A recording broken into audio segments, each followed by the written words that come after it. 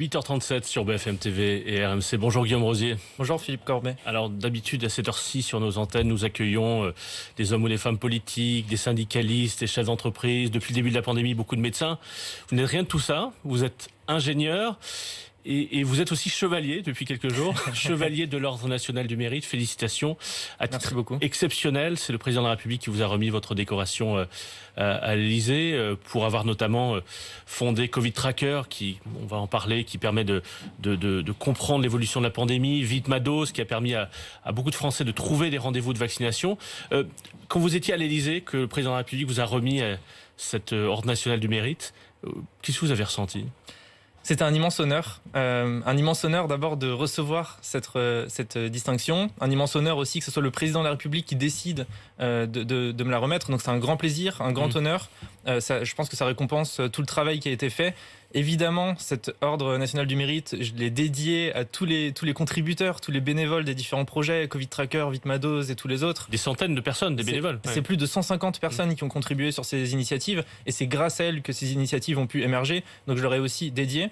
Mais finalement, j'étais très heureux de voir que des personnes comme ça, ingénieurs en informatique, mais qui ont aussi aidé à contribuer dans la lutte contre l'épidémie, de voir ces personnes distinguées et reconnues en dehors évidemment de toutes les autres personnes qui ont contribué de manière formidable contre l'épidémie. Quand je dis que c'est à titre exceptionnel, c'est pas seulement pour le service que vous avez rendu pour la nation, mais aussi parce que vous êtes trop jeune théoriquement pour recevoir l'Ordre national du mérite. Vous avez 25 ans. Il y a eu une exception pour vous, c'est ça, le président vous l'a dit? Oui, il y a eu une exception pour moi. Le président de la République a dit en me la remettant, on n'avait pas le droit de vous la remettre parce que ça ne correspondait pas aux critères et donc c'est pour ça qu'on vous l'a remise.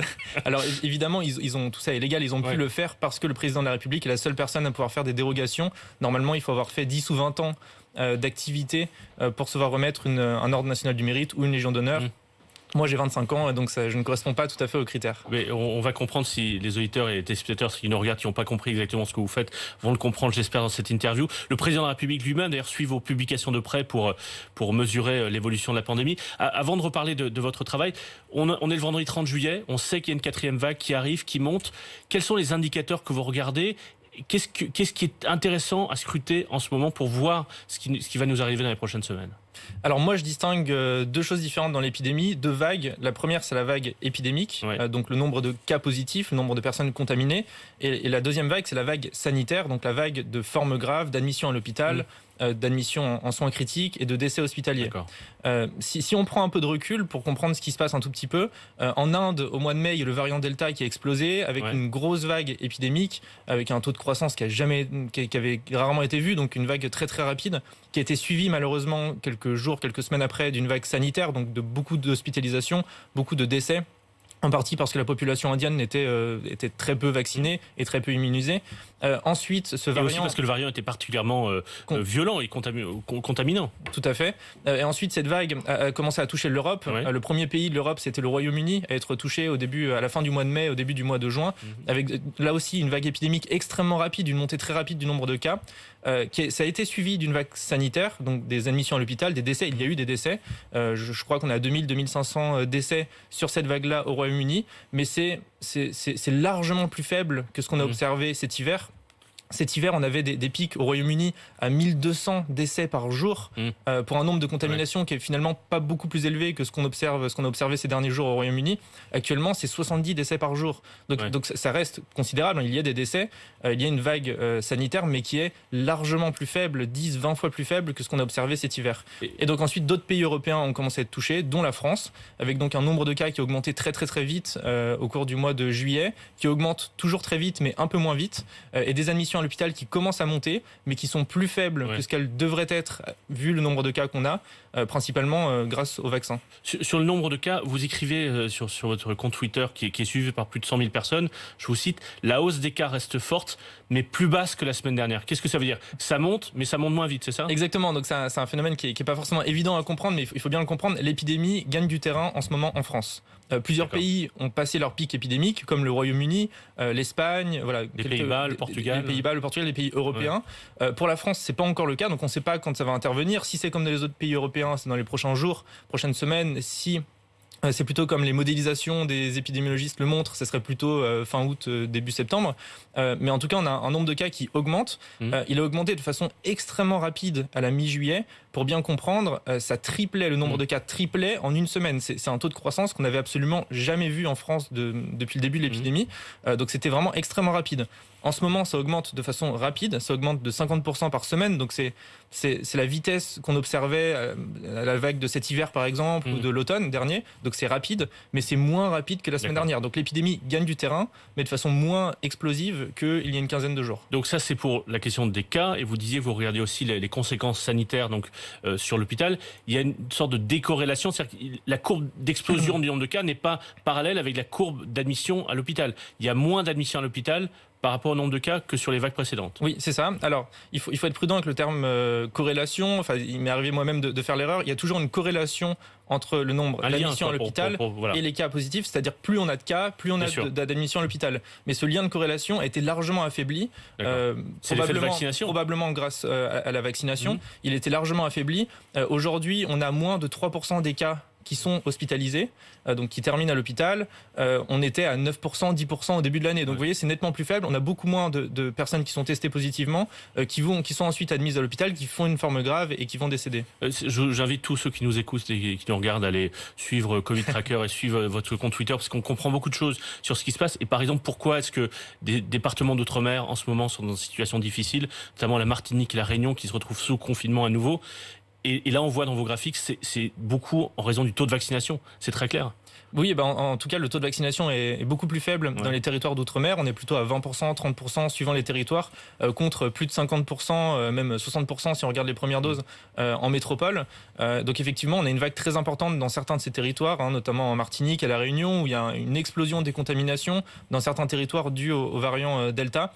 Et donc une vague sanitaire qui commence à être importante, vu le nombre de lits qu'ils ont à leur disposition. Alors, Guillaume Rosier, quand on regarde vos données aussi sur Covid Tracker, on voit que ces derniers jours, le nombre qu'on appelle ça d'injections, de vaccination, notamment de primo-vaccination, c'est-à-dire des gens qui vont faire leur première dose, ce nombre-là qui avait atteint un pic ralentit plutôt, c'est ça ?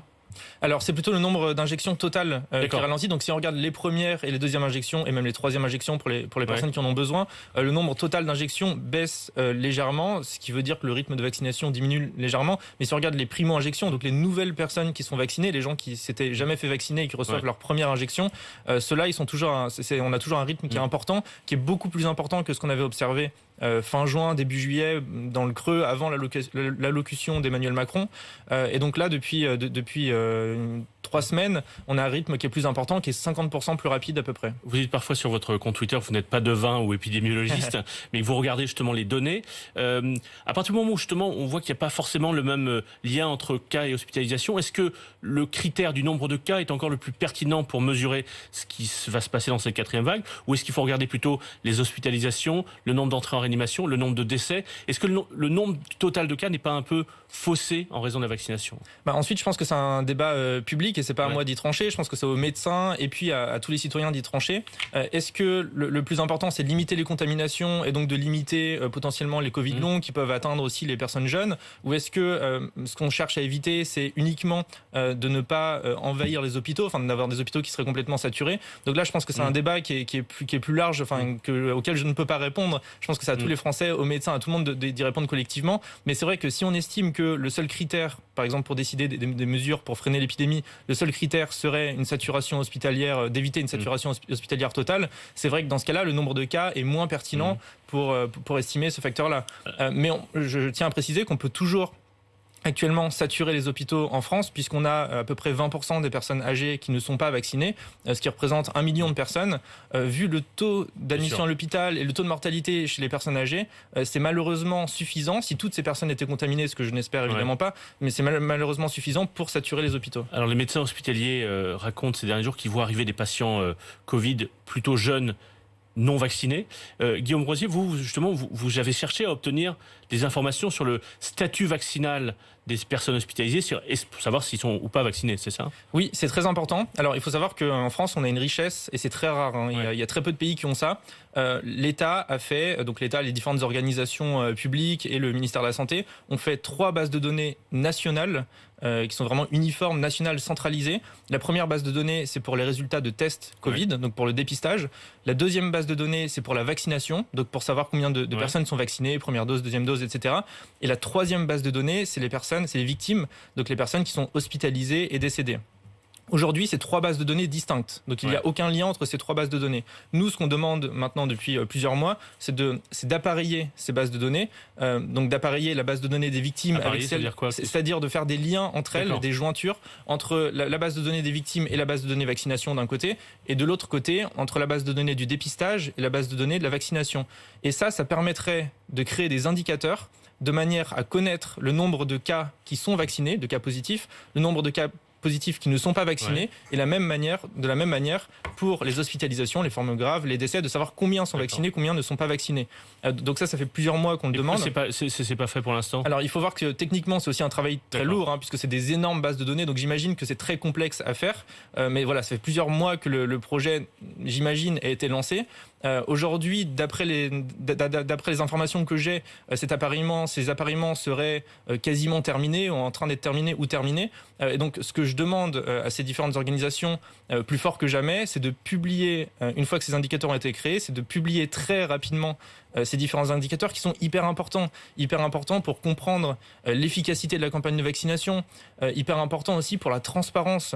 Je pense que l'open data, donc le fait de publier des données, la transparence est la meilleure arme contre le complotisme et contre les fausses informations. Donc vraiment, je demande à ces organisations de le publier dans les prochains jours et non pas en septembre, octobre ou novembre. Ça sera trop tard, puisque lorsque 100%, si un jour 100% de la population est vaccinée, forcément 100% des admissions à l'hôpital, elles seront beaucoup plus faibles, mais 100% de ces admissions seront sur des personnes vaccinées et 100% des décès seront sur des personnes vaccinées. Donc c'est maintenant que c'est important d'avoir ces données et non pas en septembre, octobre. Le message est passé, peut-être qu'à l'Élysée, à Matignon, on a écouté ce message. Vous parliez du complotisme. Ce que vous faites, parce que quand vous parlez de données, en réalité, ce sont des chiffres, c'est-à-dire une description de la réalité, des faits. Ce que vous faites, c'est de mettre en avant, d'exposer des faits, les hiérarchiser. C'est un combat de défendre les faits dans cette période de pandémie où on a vu beaucoup de désinformation. C'est un combat qui est parfois difficile à mener. Oui, c'est devenu un combat. Alors initialement, c'était pas du tout l'objectif. Initialement, c'était presque un peu égoïste. J'avais envie moi-même de comprendre l'épidémie. Parce que vous étiez encore étudiant, vous faisiez ça dans votre chambre d'étudiant. Voilà, j'ai commencé en mars 2020, il y a 1 an et demi. J'étais étudiant, j'étais en stage de fin d'études. Et donc là, j'ai commencé à récolter des premières données, à faire des premiers graphiques. Parce qu'à l'époque, les médias en parlaient très peu, les pouvoirs publics en parlaient aussi assez peu. Et j'avais envie de comprendre comment se développait l'épidémie, dans quel territoire, à quelle vitesse, dans quelle tranche d'âge, à quelle vitesse comparativement aux autres pays, quelle était la situation réelle, est-ce que c'était grave, pas grave. J'avais envie de comprendre ça. Ensuite, rapidement, une fois que j'avais compris ces choses-là, j'avais envie de les partager. Donc j'ai commencé à les partager sur Twitter, maintenant à la télé, dans les médias, de manière à essayer de faire de la pédagogie et d'expliquer aux gens quelle est la situation réelle, les faits, quelles sont leurs gravités et quelle est l'évolution. Et donc aujourd'hui, c'est devenu effectivement un combat d'essayer de faire comprendre aux gens quelle est la réalité de la situation, et ensuite chacun se fait un avis. Ensuite, chacun se fait un avis sur les décisions politiques. C'est pas à moi de juger, par exemple, les décisions politiques, mais je pense que c'est important de ramener beaucoup de factuels dans le débat public pour partir sur une base saine. Vous avez été surpris que beaucoup de gens, y compris des gens qui ne sont pas ingénieurs ou mathématiciens, regardent vos données, regardent vos courbes, regardent vos graphiques. Est-ce que c'est aussi parce qu'il y avait la volonté d'aller à la source et de ne pas forcément croire tout ce qui était dit par des responsables politiques? Ou il y avait un doute aussi qui nourrissait l'intérêt pour vos données? Oui, c'est une excellente question. Moi, je n'imaginais pas une seule seconde que ces différentes initiatives auraient un tel succès. Je ne pensais pas qu'un jour, on pouvait, ça soit possible d'avoir 100 000 abonnés sur Twitter en partageant des chiffres, des courbes et des statistiques. Je me disais, ça intéresse que quelques mathématiciens. En même temps, ça concerne notre vie quotidienne, parce que ça a des conséquences sur notre vie quotidienne très rapides, on l'a vu. Oui, c'est très clair. Et donc, j'ai vraiment pris conscience, l'envie des Français, enfin en tout cas de certains Français, de comprendre et de contextualiser. Je pense que c'est très important parce qu'un politique, il n'a pas forcément beaucoup de temps pour exposer les faits, il le fait très rapidement et je pense que les gens ont envie de contextualiser, de comprendre quelle est la tendance des chiffres, pas uniquement d'avoir un chiffre isolé qui ne veut pas forcément dire grand-chose, mais comprendre leur tendance, comprendre leur gravité, contextualiser et revenir aux faits. Je pense que c'est très important et je pense qu'il y a une réelle envie des Français pour ça. Faut préciser, vous continuez à faire ce travail-là. Vous avez un vrai boulot à côté, et vous avez en plus sur votre temps libre, vous faites ce travail-là à titre bénévole avec d'autres bénévoles. Donc c'est une vraie mission que vous avez. Exactement. On sait que des responsables d'hôpitaux, des responsables d'ARS, le ministre de la Santé, le président de la République regardent aussi vos données, consultent vos données. Récemment, dans les Échos, il y a un statisticien qui travaille pour l'État qui disait, qui est impressionné par votre travail, qui disait qu'il a pris une gifle avec votre travail. Est-ce que vous avez l'impression d'avoir, d'une certaine manière, par votre créativité, votre travail, votre souplesse, ringardisé, non pas l'État, mais la manière dont l'État met en avant et analyse des données? En tout cas, ça n'a jamais été notre objectif. Enfin, nous, on n'a jamais voulu ni concurrencer l'État, ni donner des gifles. Enfin, c'est vraiment pas du tout notre état d'esprit. On était les premiers surpris du succès. Et d'ailleurs, on pensait nous-mêmes que la plateforme la plus populaire serait celle de l'État, celle qu'aurait fait l'État. Donc c'est pour ça finalement qu'on s'est investi assez tard pleinement dans ces initiatives. Et donc ça n'a pas du tout été notre objectif. Nous, notre objectif, ça a été d'apporter des solutions. Il fallait un suivi de l'épidémie, il fallait que les Français puissent comprendre. Et c'est vous qui l'avez fait, pas l'État. C'est pas la Direction générale de la santé qui a qui a su monter un site accessible par tout le monde. Oui, il faut en discuter, mais je pense que, in fine, ce qui est important, c'est d'avoir une solution. Nous, on a proposé la solution. Ensuite, les moyens, je pense que c'est secondaire. Mais finalement, ce que ça montre, c'est que l'open data est extrêmement important. L'open data, ça veut dire les données ouvertes. C'est le fait de publier les données. C'est ce qu'a fait Santé publique France en publiant de manière totalement ouverte et transparente les résultats des tests, les hospitalisations, les décès, etc. Et c'est grâce à cette open data que nous, on a pu construire Covid Tracker. Sans open data, on n'aurait jamais pu faire Covid Tracker. Et donc, la moralité, je pense, de ce qui s'est passé, c'est que l'open data permet à des citoyens, à des privés, de faire des initiatives qui vont épauler les services de l'État. Et donc, sans open data, on peut rien faire. Sans open data, on n'aurait rien pu faire. Donc, c'est extrêmement important de publier ces données-là. Voilà, on entend beaucoup les gens qui s'intéressent aux questions numériques de parler d'open data depuis des années sans vraiment savoir exactement de quoi il s'agit. On a un exemple concret, mais c'est vrai que c'est un combat. Etalab qui s'occupe de l'open data dans l'État a été créé en 2011, je crois, donc c'est pas récent. Mais c'est vrai que là, on a une preuve quand même tangible, concrète de l'intérêt de l'open data pour tous les citoyens, pour tout le monde. On a pu lire il y a quelques semaines dans le journal du dimanche un échange que vous avez eu avec Tim Cook, le patron d'Apple. Je vois que vous avez les produits Apple à votre montre, votre téléphone. Il disait qu'il était bluffé par votre travail époustouflant et il vous a proposé du travail, non? Vous allez partir à Silicon Valley? Non, mais moi, vous savez, je suis très attaché à la France, donc je peux pas anticiper ce qui va se passer. Je suis ouvert à tout, mais je pense que la France, c'est quand même une mine d'or, notamment en technologie. On a parmi les meilleurs chercheurs au monde en informatique. C'est un territoire qui est extrêmement attractif, qui est devenu encore plus attractif ces dernières années. C'est peut-être le territoire le plus attractif en Europe et un des plus attractifs dans le monde, dans le domaine de la technologie. Donc je pense qu'il y a des magnifiques choses à faire en France aussi. Et puis c'est la preuve que même un étudiant ingénieur peut, dans sa chambre, monter un projet qui mobilise d'autres bénévoles et qui intéresse beaucoup de Français qui avaient besoin d'informations, d'aller à la source. C'est ce que vous avez réussi à faire. Merci Guillaume Rosier d'avoir été ce matin sur BFM TV et RMC. Il est 8h55. Bonne journée. Vous allez prendre un peu de congé? Oui, peut-être plutôt en octobre. Parce qu'actuellement, il y a l'épidémie à suivre. Très bien. Et puis vous allez continuer donc à alimenter votre site. Je recommande Covid Tracker. Merci Guillaume Rosier. Merci à vous. Bonne journée.